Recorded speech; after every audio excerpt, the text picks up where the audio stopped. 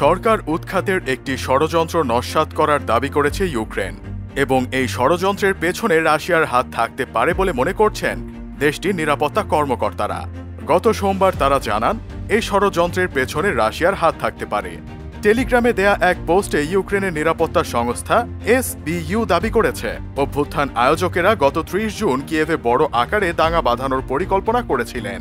ইউক্রেনের পার্লামেন্টের নিয়ন্ত্রণ নেয়া ও ক্ষমতা থেকে সেনা ও রাজনৈতিক নেতৃত্বকে সরিয়ে দেওয়ার চেষ্টা আড়াল করার জন্যই ওই দাঙ্গার পরিকল্পনা করা হয়েছিল।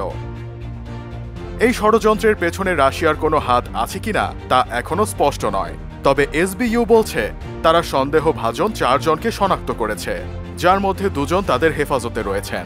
এই ঘটনায় দোষী সাব্যস্ত হলে তাদের 10 বছর কারাদণ্ড হতে পারে। এছাড়া এই ঘটনায় অস্ত্র ও গোলাবারুদ উদ্ধার করেছে SBU।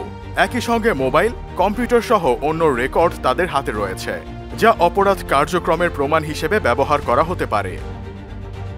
ইউক্রেনের প্রসিকিউটর জেনারেলের কার্যালয় বলছে কথিত অভ্যুত্থানের চেষ্টায় যিনি নেতৃত্ব দিয়েছিলেন তিনি 2000 লোক জড়ো করা যায় এমন একটি বড় মিলনায়তন ভাড়া নিয়েছিলেন। এছাড়া তিনি সামরিক ও বেসামরিক কোম্পানিকে কর্মরত সশস্ত্র প্রহরীদের নিয়োগ দিয়েছিলেন যাতে তারা পার্লামেন্টের দখল নিতে পারে।